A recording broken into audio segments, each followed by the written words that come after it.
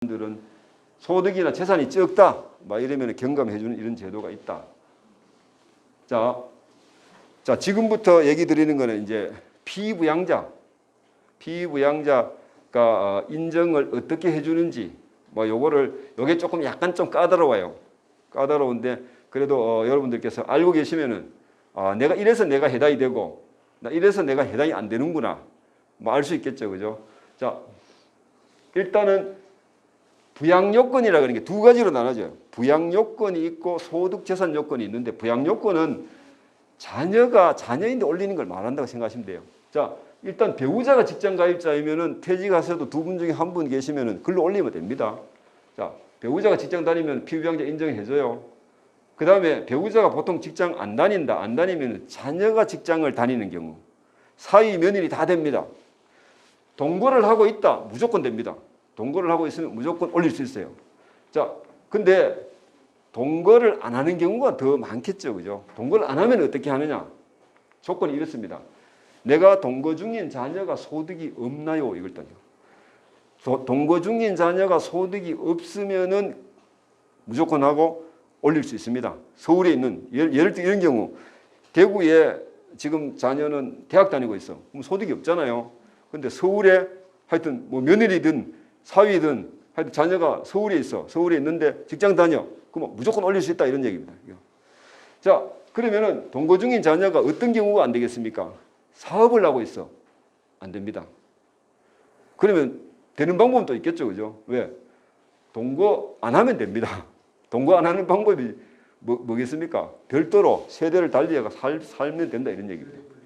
보통 세대 분리하시면 된다 이런 얘기입니다. 자, 그래서 우리가 일반적으로 건강보험의 부양요건은요, 무조건 하고 자녀, 사위, 며느리, 직장 다니면 무조건 하고 올릴 수 있다 이렇게 생각하시면 됩니다. 자, 그렇게 우리가 이해하시면은 뭐 그렇게 무리가 아니다. 문제는 소득하고 재산입니다. 자, 소득하고 재산이 일단 어떻게 되느냐 하면 일단은 사업자 등록을 하시면은 일단 피부양자 못 올라갑니다. 사업자 등록하시면 그 사업자 등록이 안 돼야 되고 두 번째는 뭐냐? 합산 소득이 3,400만 원 이하다 이렇게 돼 있어요. 그럼 이거 합산 소득이 도대체 뭐지? 이래 되는 거죠. 그 뒤에 가서 얘기 드리겠습니다.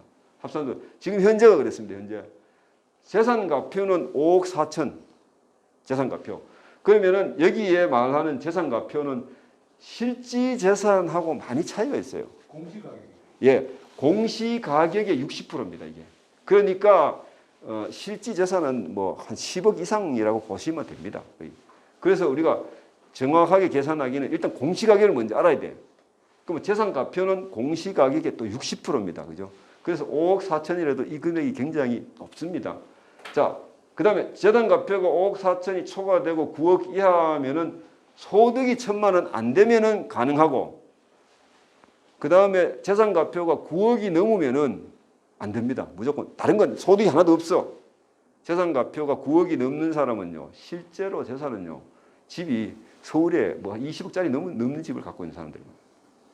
9억이 나오려면은 가표 공시지가로 얼마나 15억이 나와야 돼요. 15억.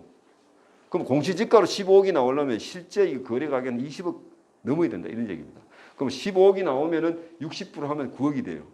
그래서 대구에는 뭐 두산 리브 말고는 제가 보니까 재산만 갖고 있어. 소득은 안 돼. 여기 걸릴 사람은 그렇게 많지 않아요. 그러면 거의 이제 재산이 뭐가 되겠습니까? 합산소득 이겁니다. 자, 근데 이게 이제 2022년에 떨어져요. 자, 요게 2천만 원으로 떨어져요. 자, 그러면은 합산소득 3,400에 거의 은퇴하신 분들은 거의 연금입니다. 연금이 3,400이 나오시는 분들은 어떤 분들이냐면은 공무원 연금 300 받으면 3,600이거든요. 안 된다 이런 얘기입니다. 3,600. 자, 그러면 2,000으로 떨어지면 어떻게 되냐? 제가 보니까 합산소득이 3,400, 공무원 연금 받아도 3,400 안 되는 분들도 꽤 많아요. 특히 경찰 공무원, 행정직 공무원들도 뭐 일단 보수가 좀 낮고 이러시면요 3,400까지 안 되신 분들도 꽤 있더라고. 뭐 월 뭐 280, 뭐 290 뭐 이래 나오신 분들이 많거든요. 자, 그러면은 아직까지는 피부양자 올라갔는데 2,000으로 떨어지면은 무조건 하고 안 된다고 보시면 돼요. 공무원이다 그러면은 이제는 건강보험료 내야 되는구나. 이렇게 생각하셔야 된다. 공무원이신 분들도 자녀 앞으로 올라가는 분들 꽤 있더라고요. 연금 받아도 많이 있는데 이분들이 2천만 원으로 이게 내년에 7월 달에 떨어지면은 안 된다. 국민연금은 어떠냐? 국민연금이 지금 퇴직하시고 그죠? 퇴직하시고 한 150에서 200 사이 받습니다.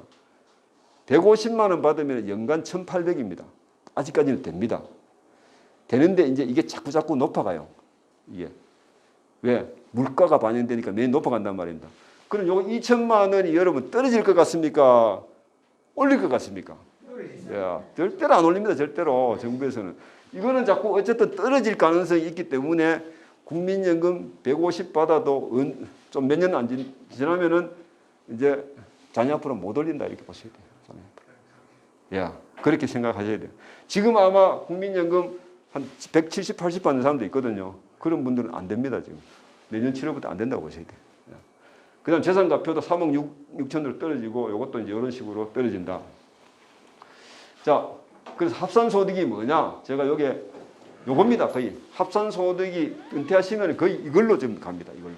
왜 사업소득은 제가 뭐 별 의미가 없느냐면 사업자 등록을 내야 사업소득이 나오지 않습니까? 그죠? 자, 그러면 사업자 등록 내갖고 사업소득 나오면은 아예 피부양자 안 됩니다. 피부양자 안 되니까 제가 2번 제외하고 그다음 이자 배당입니다. 이자 배당은 1,000만 원 초과분에 대해서 이제 같이 이렇게 플러스를 하거든요. 자, 그래서 이자 배당 돈이 조금 주식 투자를 한다거나 이런 사람들 있잖아요. 이런 분들은 좀 관리를 하셔야 돼요. 이자 배당이 이걸 연말에 그 타는 금액을 갖고 합니다. 예금도 장기적으로 예금을 넣어놔요. 넣어놓으면 연말에 탈 때 이자를 얼마 받았노 이거 갖고 한다는 얘기입니다. 그래서 돈을 많이 갖고 계시는 분들은 이자 배당도 1,000만 원이 초과되느냐 안 되느냐, 얼마 초과되면 얼마 정도 초과를 좀 생각을 하셔야 되고. 지금 자기가 신고하는 거 말고 국세청에서요. 국세청이 다 이 은행에 다 통보합니다. 이거 통보하는 금액을 갖고 합니다. 자, 그래서 근로소득, 연금소득 요걸 하는데 이 공적연금만 갖고 한다. 뭐 요걸 우리가 근데 많은 분들이 이제 헷갈리는 게 뭐냐면요. 이거는 건강보험에서 피부양자냐 아니냐 요걸 결정하는 거거든요. 근데 보험료를 계산할 때는 틀려요. 전액으로 계산하는 것이 아니고 소득에 연금소득에 현재는 30%입니다. 30%고 나중에는 얼마냐? 50% 이제 소득으로 계산한다 이런 얘기입니다. 그래서 우리가 지금 제가 얘기 드리고 있는 건 피부양자가 될 건가 말 건가를 이런 기준을 갖고 한다. 자, 재산은 생각보다는 우리가 공시가격의 뭐 60%, 건물도 시가 표준액의 60%, 토지는 70% 갖고 한다. 그래서 뭐 집만 보통 안 갖고 있잖아요, 그죠? 뭐 건물 갖고 있고 이러면 이제 어쨌든 재산가표가 굉장히 높아가게 될 수도 있고, 그냥 토지도 좀 갖고 있는 경우가 많이 있거든요. 자, 그럼 이걸 다 합칩니다. 합쳐서 이걸 계산을 해갖고 건강보험료를 매긴다. 뭐 요거는 제가 뭐 시간상 좀 넘어가겠습니다. 다 설명하고 뭐 하기에는 한번 참고해 보시고 여러분 의문이 있으면 한번. 자, 방금까지 제가 얘기 드린 거는요, 합치는 게 아닙니다. 금액이 소득이면 소득, 재산이면 저는 부부가 합치는 게 아니고 별개입니다. 부부. 무슨 얘기인지 아시죠? 별개로 계산합니다. 남편 따로 아내 따로 이렇게 한다는 얘기입니다. 남편 거는 남편대로 3,400이 넘나 안 그러면 소득이 2천이 넘나 재산은 9억이 되나 안 되나 뭐 이래 따진다 이런 얘기입니다. 국가에서. 그 다음에 아내는 아내대로 또 별도로 따진다 이런 얘기입니다. 합쳐갖고 뭐 3,400이 넘나 2천이 넘나 이렇게 안 한다는 얘기입니다. 개별로 하는데 그러면은 소득 때문에 못 올라가. 예를 들어 남편이 연금이 너무 많아갖고 못 올라가면 아내 거는 볼 것도 없습니다. 무조건 하고 두 사람 다 못 올라갑니다. 뭔 말인지 아시죠? 자, 그 다음에 재산 때문에 못 올라가는 경우 있어요. 연세가 좀 많아. 재산이 남편 명의로 이제 재산이 많이 돼 있어요. 뭐 땅도 있고 토지도 있고 뭐 이래갖고 이게 다 합치니까 얼마예요? 9억이 넘어. 9억이 넘으면 안 되거든요. 9억이 다 합쳐서 가표상으로 9억이 넘으면 안 된단 말입니다. 안 되면은 아내는 재산이 별로 없어. 소득도 별로 없고, 뭐 연금도 뭐 기초연금 받고 뭐 이런 뭐 해럴 때 그렇다 가정합시다. 자, 그러면은 남편은 못 올라가지만 아내는 올라갈 수 있어요. 자녀 앞으로. 자, 그러면 둘이 다 올라가려면 어떻게 하면 되겠습니까? 둘이 다. 그 남편의 재산이 합쳐보니까 가표상으로 한 9억 정도 나와. 9억 한 10억 정도 나와. 10억 정도 나오는데 남편도 그러다 뭐 보험료가 이럴 때 뭐 한 달 30만 원 나온다 가정합시다. 그죠? 30만 원 내가 안 되겠나 싶어요. 30만 원 나오면은 둘 다 건강 그 비부양자로 자녀비 올려버리면 30만 원이 안 나오잖아요. 그죠? 그렇게 하려면 어떻게 하면 되느냐? 어떻게 하면 되겠어요? 재산을 팔든가 자녀 있는데 미리 증여를 하든가 증여를 하면 또 증여세금이 좀 나오잖아요. 그죠? 증여세금이 나오니까 부인 앞으로 예를 들어 2억만 부인 앞으로 배우자 있는 데는 6억까지 증여세가 없습니다. 그거 다 아시잖아요. 그죠? 6억까지 증여세가 없는데 그러면은 뭐 한 2억짜리 가표상으로 한 2억짜리를 부인 앞으로 해도 그 뭐 여기 8억이고 2억이면 어떻게 됩니까? 두 사람 다 올라가면 된다 이런 얘기입니다. 그래서 이게 아마 서울이나 이런 데는요 집 가격이 높아져 갖고 이 9억 부부가 연세가 많은데 9억짜리 집을 갖고 있는 경우가 많아요 지금요. 왜? 시가는 한 20억 하는데 뭐 옮기기는 못하고 다른 소득은 별로 없어. 연세도 많고 그다음에 그러면은 이제 이 방법을 많이 활용을 해. 자, 근데 이게 단점이 뭐냐? 증여세는 안 물지만 뭘 물어야 되냐? 취득세를 물어야 돼. 취득세요. 자, 취득세가 얼마가 나올 것인가? 이게 키포인트입니다. 취득세가 보통 우리가 재산을 이전할 때 매매할 때 취득세가 1%라 하면은 증여는요 한 3% 정도 나와요. 그러면 취득세가 예를 들어 한 500만 원 나온다. 그래서 제가 500만 원 나오면 어떻게 하면 어떻게 뭘 비교해야 되십니까? 건강보험료하고 취득세 이걸 두 개 다 비교를 해. 그럼 건강보험료 30만 원 내면은 연간 360 아닙니까? 2년만 내면은 어떻게 됩니까? 그 700, 그러면 내가 득이네. 왜? 건강보험료 계속 내야 되니까. 그죠? 뭐 그렇게 한번 생각해 볼 필요가 있다는 거죠. 그래서 실제로 이 건강보험료가 막 부담이 되니까 그렇다고 지금 재산을 뭐 팔기도 또 못하고 재산이 이 부동산이라고 하는 게요. 이게 파는 게 힘들어요. 파는 게 얼마나 힘든지 몰라요. 사는 거는 우리가 바로 돈만 있으면 사면 되잖아요. 근데 파는 게 요사이요. 제가 부동산 강의도 하나 있지만은 지금 요새 지금 난립니다. 온 나라가 부동산 때문에 전국이 휘청휘청합니다. 왜 그런가? 우리가 원인을 알면은요. 이래서 그렇구나. 지금 이거 이해를 할 수 있겠더라고요. 제가 부동산 관련해 갖고 전에도 뭐 강의도 좀 했지만 요새 다시 공부를 해보니까 너무 많이 바뀌었어요. 너무 많이. 서울에서 어떤 한 분이요. 그 뭐 모임에 그 세무사님이 얘기를 하시더라고요. 그 모임에서 회장인데 이분이요. 집을 팔았어. 팔고 나서 세무사 보고 내 그 세무 이거 집 팔았는데 양도소득 얼마나 하는지 계산 좀 해도 오거든. 근데 사람들이 보면요. 연세 드시면은 잘못한 게 뭐냐면은 저지뢰를 해놔 놓고 이제 일을 처리해야 돼. 저지뢰를. 팔기 전에 얘기했으면 얼마나 좋아요. 그죠? 팔기 전에 야, 내가 이거 팔락 하는데 뭐 이렇게 얘기했으면 얼마나 좋아요. 근데 그분이 팔아 놓고 뭐 하긴 근데 이분은 또 왜 그래 생각해요? 옛날 생각을 한 겁니다. 옛날 집이 두 채 다주택이었는가 봐요. 옛날 생각을 하고 뭐 양도소득 한 1억만 내면 되겠지. 이런 생각한 겁니다. 그죠? 자기 그냥 생각대로. 그게 옛날 생각, 몇 년 전의 생각이라는 거죠. 그래서 이제 세무사가 그걸 딱 들어보고 계산을 해보니까 5억이 나온 겁니다. 양도소득. 집 가격이 얼마냐? 12억인데. 집 가격이 12억인데 양도세 5억 나왔다 할 게네. 그날 완전히 그 모임에 완전히 막 초상집이 돼버린 겁니다. 예, 그래 나옵니다. 지금 서울 같은데 조정지역에 그렇게 나옵니다. 그래서 지금 그 사람도 깜짝 놀라는 거죠. 전에 세율 같았으면 한 1억 얼마, 1억에서 2억 사이인데 3억이 나오면 한 12억 받아가 다 써버렸는데 뭐 왜입니까? 그래서 이제 그 세무사님이 하시는 얘기가 아니 모임의 회장이라고 하는 사람이 우리가 사회적으로 남자분들이 모임한 이유가 뭐 때문에 합니까? 덕을 보려고 하잖아요. 그죠? 그러면은 쟤인데 전화만 한 통화해도 내가 이 물건을 팔려고 하는데 혹시 얼마 되는지 한번 계산해도 뭐 내가 당장 계산해 줄 건데 팔고 나서 그대로 팔고 나서 그래 뭐 할 말이 없다는 얘기죠. 자, 그래서 뭐 이런 것도 있다. 이것 때문에 건강보험료 상담을 하는 경우가 상당히 많아요. 이것 때문에 이거를 피부양자를 올릴 수 있나 없나, 뭐 이런 그 재산 문제 때문에. 근데 연금을 많이 받아버리면 이제는 뭐 방법이 없습니다. 그러면은 연금을 많이 받는다. 어차피 지역보험료로 내야 된다. 어떻게 할 건가? 제가 그거를 뭐 자동차는 이제 아까 얘기 드렸으니까 넘어가겠습니다. 자, 재취업을 하는 방법이 있어요. 재취업. 이게 의무계속 가입 신청하는 겁니다. 이게. 자, 왜 공직이나 요사이 건강보험의 지역가입자로 갈 수밖에 없는 분들이 가장 많이 선호하는 게 의무계속 직장에 재취업하는 겁니다. 그래서 요사이 막 너나 없이 퇴직해갖고도 재취업하려고 그래요. 자, 재취업하면 어떻게 되느냐?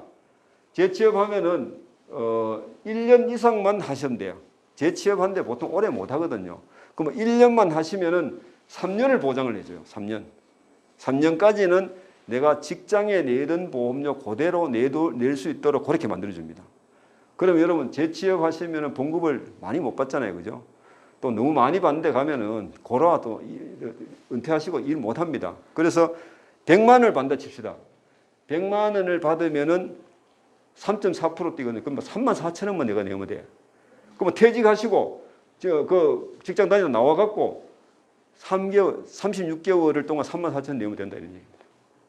재취업을 꼭 해야만 의무계속 가입됩니까? 예? 그렇지. 예. 아니, 그러니까 재취업을, 근데, 그냥 바로 퇴직을 하시잖아요. 퇴직하시면은 의무계속 가입하실 수 있어. 하실 수 있는데, 그 직장에 다닐 때 아마 보수가 높기 때문에 직장에서 많이 내, 돈을 뭐 20만, 30만 낸단 말입니다. 그죠? 내면은 내가 지금 현재 부담하는 게 지역가입자 부담이 얼마인가 비교를 해요. 비교를 해갖고 직장에 내가 더 적으면은 직장계가 내면 돼. 요게 의무계속 가입입니다. 그런데 퇴직하실 때는 별로 메리트가 없다는 얘기가 직장에 다닐 때 하면 보험료를 많이 내버리면은 지역에 나와서도 그 보험료를 그대로 내기가 쉽지 않다는 거죠. 직장에 다닐 때. 그러면 높아가 그대로 했는데 계속 더 높아. 예. 그래서 그 차이가 별로 없어요. 메리트가 별로 없다는 얘기죠. 그죠? 자, 그런데 이제 직장에 재취업을 하시면 어떻게 되면 보험료가 확 떨어져 버려요. 확 떨어지니까 그래서 오래도 안 해요. 1년만 하는 겁니다. 그죠? 몇 년은 버티보자는 얘기죠. 그죠? 몇 년은 어쨌든 내가 그 건강보험료 좀 적게 내고 그래서 실제로 내가 저하고 테니스 같이 치는 이 친구도 보니까 공직이 있다 나왔더라고요. 근데 재산을 좀 모아갖고 자기가 그 건강보험료를 지금 지역가입자를 하면 얼마 내야 되냐면은 한 6, 70만 내야 된다 하더라고요. 근데 이제 재취업을 했는데 돈은 얼마 안 맞는 것 같더라고요. 그러니까 매일 출근하는데도 아니고 일주일에 한 2번 정도 나가면 돼. 그러면 뭐 100에서 한 150만 원 정도 받는 것 같아요. 자, 그런데 이 친구가 1년만 근무하면 되거든요. 예, 근무하면은 3년은 일단 보장된다. 계속 근무할 수 있으면 더 좋고, 내가 보니까. 왜? 그 회사의 하여튼 뭐 재무 상태에 따라 틀리겠지만은. 자, 요게 그래서 의무계속 가입은 재취업이 왜 중요한가? 요사이 왜 재취업하려고 사람들이 연금 받는 사람들도 안간힘을 쓰고 어떻게 해보려고 하느냐? 다 이것 때문에 그렇습니다. 이게 청와대까지 올라가서 이게 다 결정된 사항입니다. 왜 은퇴하신 분들이 있는데 어떻게 좀 건강보험료를 어떻게 해볼 수 없을까? 막 그래서 만들어 놓은 제도가 이게 의무계속 가입이라는 겁니다. 그래서 이거를 원래는 처음에는요 1년 이상 아니고 6개월 일에 하려고 그러다가 아유 그거는 좀 아니다. 그래서 1년으로 이래 했습니다. 처음에는 6개월 말도 나왔었어요. 자, 그래서 의무계속 가입을 우리가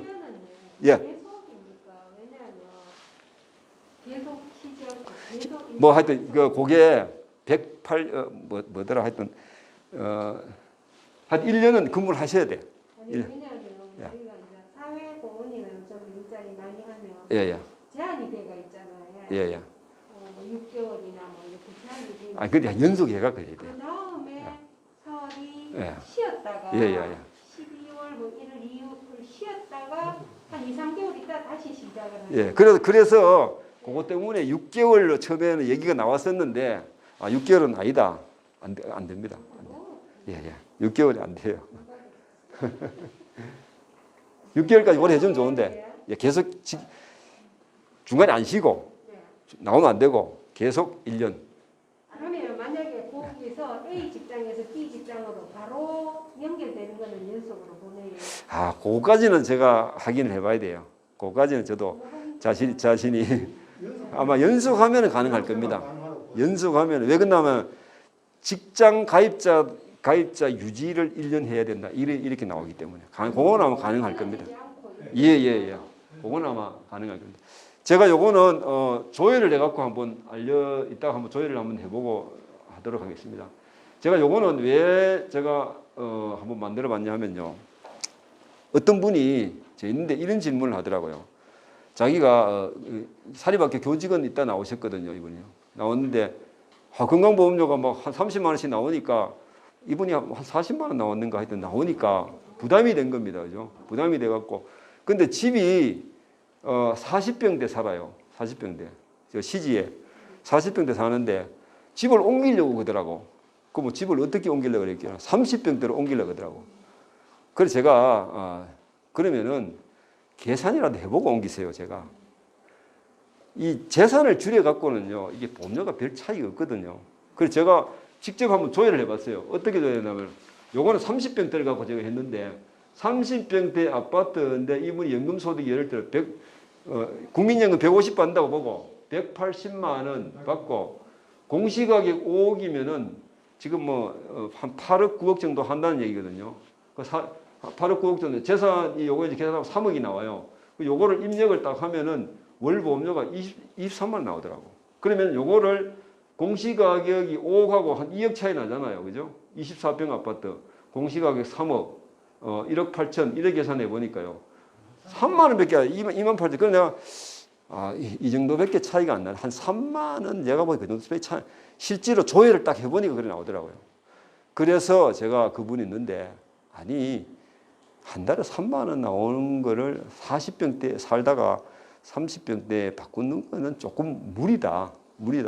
다른 계획을 갖고 있다 하면은 이 돈을 떼갖고 내가 다른데 어떻게 뭐 써야 된다. 뭐 애들 뭐 시집장 가다 보내야 되고 뭐 이런 게 계획이 있다 하면은 한번 해보시고 단지 건강보험료 때문에 그렇다면은 한번 생각해 보세요. 제가 그렇게 얘기하니까 그분이 아직까지는 집 바꿀 생각은 없는 것 같더라고. 그 다음에 또 제가 여기에 전세 한번 이것도 한번 정해봤어요. 전세는 연금소득 1,800 아까 똑같이 해요. 전세 3억. 전세를 3억짜리 산다. 아까 또 뭐 그 보통 한 3억 정도로 보고 그죠? 하니까 월 보험료가 얼마냐면 16만 4천 나오더라고요. 그 다음에 월세로 한번 해보고 계산해봤어요. 월세 보증금 5천에 월 100만 원 뭐 이렇게 계산하니까 월세로 하면은요 건강보험료는 더 줄어듭니다. 이게 더 줄어요. 근데 월세가 우리한테 부담스럽잖아요. 그죠? 직장 뭐 요양보험은 이따가 요양기관 내 찾기 정도만 한번 해볼 필요가 있어요. 왜 그러냐면 수성구하고 동구 쪽에 요양기관이 어디가 좋느냐. 이게 제일 중요하잖아요. 그죠? 실제로. 자, 그러면 장기요양보험이 왜 만들어졌을까요? 이게 뭐 지금도 그렇지만은요. 뭐 이거 만들어지기 2008년도에 만들었는데 사실 집에 아픈 사람 한 분 부모님이 아프잖아요. 그죠? 아프면은 잘못하면 그 집이 이제 풍지박산 형제들끼리도 막 풍지박산이 되는 경우가 많아. 왜? 뭐 네 모셔라 내 모셔라 뭐 집에서 더군다나 이렇게 모시다 보면 그죠? 그래서 이거를 국가가 책임지겠다. 막 의도는 좋은데 사실은 뭐 어른들이 다 요양원에 가시려고 하면 아무도 사실은 없어요. 어쩔 수 없이 지금 가고 있는데 자 그래서 어쨌든 이런 제도다. 인정 신청을 해요. 신청을 하면은 방문 조사를 합니다. 방문 조사를 해서 등급을 판정을 하고 결과를 통지를 하고 서비스를 이용하도록 이렇게 되어 있는데 자 제일 이제 중요한 게 등급 판정이거든요. 등급 판정을 어쨌든 뭐 보통 이제 시설이나 이런 데 들어갈 수 있도록 등급 판정을 잘 받아야 되는데 등급 판정하는데 핵심이 여러 돼 있어요. 공단 직원이 인정 조사한 결과 이게 핵심입니다. 그 다음에 의사소견서 뭐 당연히 들어가야 되겠죠. 그죠? 의사소견서. 특히 치매 환자는 말로 갖고 안 됩니다. 아유 뭐 길도 잊어버리고 이거가 안 됩니다. 그 병원에 기록이 나와야 돼요. 치매 환자가 제일 핵심 문제가 뭐냐면 병원에 기록이 없는 경우가 많아요. 하여튼 치매는 굉장히 심해. 근데 병원에 장기적인 기록이 있고 치매가 약하더라도 병원에 기록이 있고 막 이러면은 치매에도 인정을 많이 해줘요. 기록이 없어버리면 안 돼, 치매는. 특히 그렇고 인정조사하는 결과가 굉장히 중요하다. 그래서 공단 직원이 방문을 해요. 방문을 할 때 요걸 잘해야 돼. 그래야 이제 뭐 우리가 등급을 잘 받을 수 있다. 여기 보면 1등급 완전히 누워 계시는 분, 의식도 잘 없고 막 이러신 분들. 여기 보면 2등급도 상당히 뭐 거의 뭐 활동을 못 하시고 식사하기, 양치질 뭐 이런 것도 도움을 받아야 되고 이런 분들입니다. 3등급도요. 실제로 굉장히 그래요. 제가 저희 장인어른이 지금 돌아가셨는데요. 2년 전에 그때 제가 한 3, 4년 됐나 등급을 집에서 계시는데 그 요양병원하고 요양원으로 이제 옮기시려고 집에 계셨는데 제가 보건대도 2급은 나오겠더라고요. 왜 그러냐면은 전혀 겨우 앉을 정도 걷는 건 아예 안 되고 그래서 내가 2급은 나오겠다 싶어갖고 이거 신청을 했어요. 신청을 했더니 공단의 직원이 나왔어. 공단의 직원이 나왔는데 내가 나오기 전에 장인어른한테 얘기했거든요. 장인어른 아버님 무조건 2급 받으셔야 됩니다. 걱정하지 마. 내가 다 알아봤어. 어떻게 하면 2급 받는지 내가 다 알고 있어.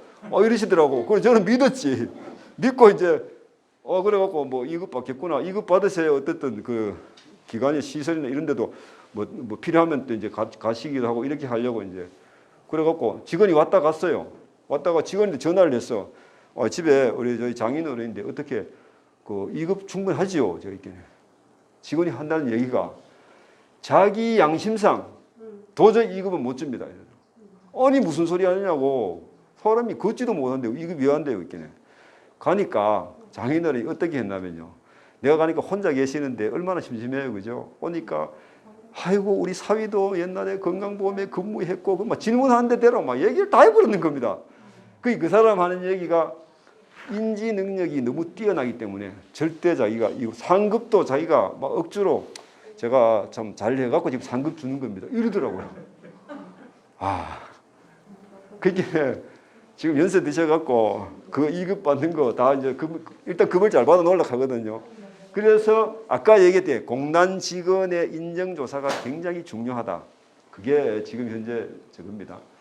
자, 집에서 가까운 곳이 제일 좋습니다. 집에서. 어떤 곳이 제일 좋으냐? 그 다음에 전문 의료 인력을 충분히 갖추고 있어야 된다. 그 다음에 환자와 가족을 위한 상담실을 갖추고 있고 병원 내 특히 이제 산책 공간이 있는 곳이 참 좋습니다. 이런 데가 어디 있겠습니까? 그죠? 근데 제가 보니까 있더라고요. 이런 데 꽤 있습니다. 있는데 문제는 좋은 데는요. 대기자 보통 20명, 40명까지. 이따 제가 조회를 해드리겠습니다. 그 대기자까지 다 나옵니다. 그게. 자, 호스피스 운영실 뭐 이런 것까지 있으면 좋겠죠. 여기 프로그램 뭐 이런 시설도 있으면 좋겠죠. 그죠? 자, 제가 요양기관, 노인 장기 요양보험이라고 치시면 됩니다. 여기에.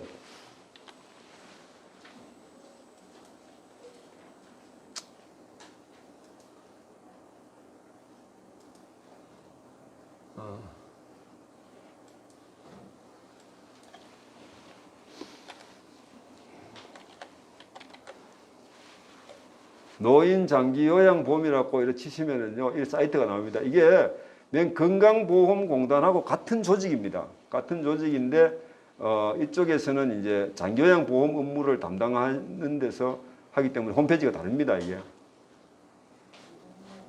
자, 여기 보시면은 요짝에 장기 요양기관 찾기건인데 나와요, 여기. 요거를 딱 클릭을 하시면은, 다 나옵니다. 여기 보시면 지역을 선택하도록 되어 있어요. 여기야. 지역을 대구. 자, 일단 수성구를 한번 해볼게요. 자, 수성구의 노인 장기 요양 시설 검색.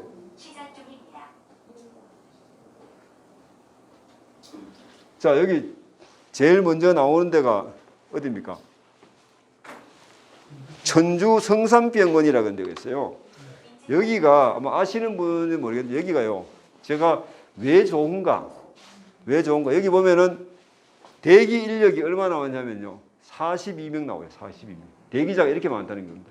자, 여기가 제가 어떻게 듣게 보면 일단 A가 제일 좋은 데입니다. 시설이 잘 돼 있고, A, B. 저는 B급 이상은 그래도 돼야 되지 않겠나. 그리고 방문해갖고 또 눈으로 직접 보셔야 돼.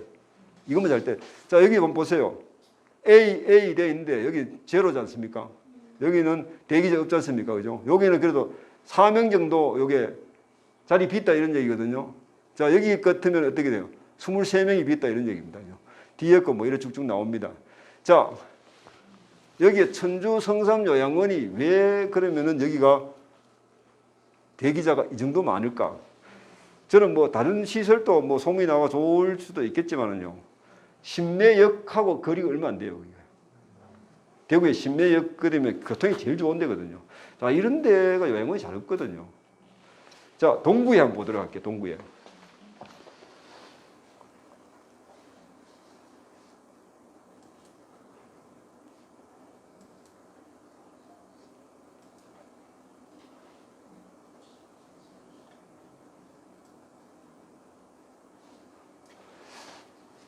자, 동구에 제일 위에 올라와 있는 게 SOS 프란치스카가 이거죠.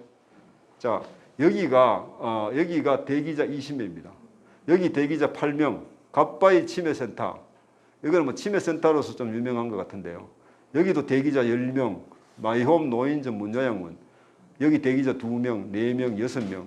자, 이쪽에 전부 다 전부 AA입니다. A. 자, 동구 쪽이 좀 많아요. 제가 보니까. 동구가 아마 그 수성구보다는 동구 쪽이 아마 저게 좀 많은 것 같아요. 자, 제가 여기에 저희 어머니가 여기 계셨어요. 자, 이게 제일 위에 올라가 있잖아요. 다 이유가 있습니다. 이게요. 여기가 아마 천주교 쪽의 재단인 것 같아요. 여기 장점이 여러 가지 장점이 많은데 일단은 의료 인력이요. 인력이 여기는 거의 1대1이더라고요. 이렇게 관리하는 사람하고 이거. 그리고 시설이 너무 좋아 여기가. 왜 좋느냐? 밖에 나오면은요. 일단 주차가 좋아. 주차. 여러분 일단 주차가 이거야 돼. 주차. 제일 중요해요. 왜? 자식들이 가갖고 차 세워놨는데 스티커 끊길까 봐 막 겁나고 이러면은 주차하기도 힘들고 여기는 주차 시설이 너무 좋고 그 다음에 밖에 이거 모시고 나오면은 이거 산책하는 데가 너무 좋아요. 저는 참 요양원이 이 정도만 되면은 이게 또 여기 뭐 프란치스카가 이게 또 파티마 병원하고 거리가 또 얼마 안 돼요. 그러니까 파티마 병원하고 바로 연결돼 갖고 막 몸이 많이 병원에 입원해야 될 정도 바로 걸로 또 저희 어머니가 여기에 4년을 계셨어요. 한 번 들어오면 절대 안 나가 여기는. 왜? 너무 좋으니까. 그래서 여기에는 사실은 아까는 그 신매 거기는 대기자가 40명 됐잖아요. 여기는 보통 30명입니다. 30명. 그것도 천주교. 야, 여기 거기도 그렇죠. 그죠? 예. 여기도 대기자 20명인데 하여튼 동구 쪽에 제가 보니까 그래서 이 평가가 나온 게요. 이게 요양원에서는 평가를 잘 받으려고요. 무진장 애를 씁니다. 그 제가 왜 이걸 하냐면은 그 요양원에 제 친구가 하나 그 원장으로 한번 갔어요. 저희한테 전화가 왔고 내가 건강보험에 근무를 했는 경력이 있다 하니까 이 친구가 네 건강보험에 좀 직원 아는 사람 없나? 왜 건데가 있겠네. 아이고 내가 지금 감사가 오는데 건강보험 직원이 감사를 가는가 봐요. 감사가 오는데 네 좀 힘 좀 써도 그러더라고. 아이고 내가 떠난 지가 야 20년이 넘어갔고 내가 아는 사람도 없다네.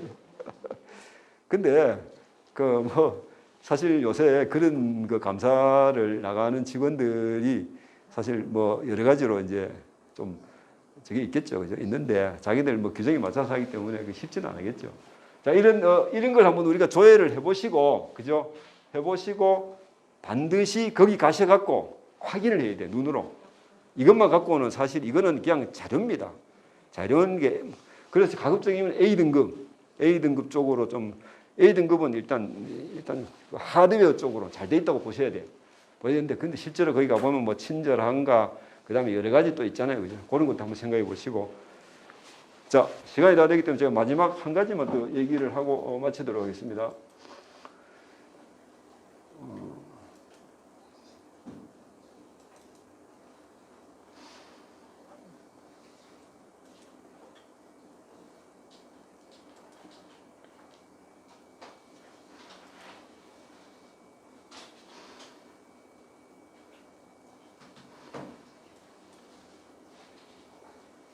자, 여기에 요양급여의 종류는 뭐 시설이 있고, 그 다음에 이제 제가 집에서 하는 거 있잖아요. 뭐 다 뭐 아시겠지만, 그죠? 시설에 가 계시는 분이 있고, 집에서 가게 뭐 어떤 차이가 있느냐.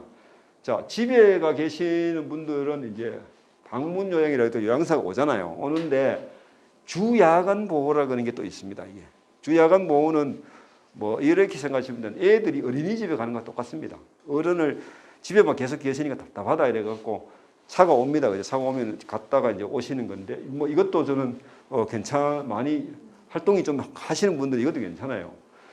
자, 근데 시설에 계시는 거하고 집에 계시는 거하고 어떤 차이가 있느냐? 사실 집에 계시면은요 한 분의 희생이 따라요. 제가 보니까 저희 장인어른이 10년을 집에 계셨거든요.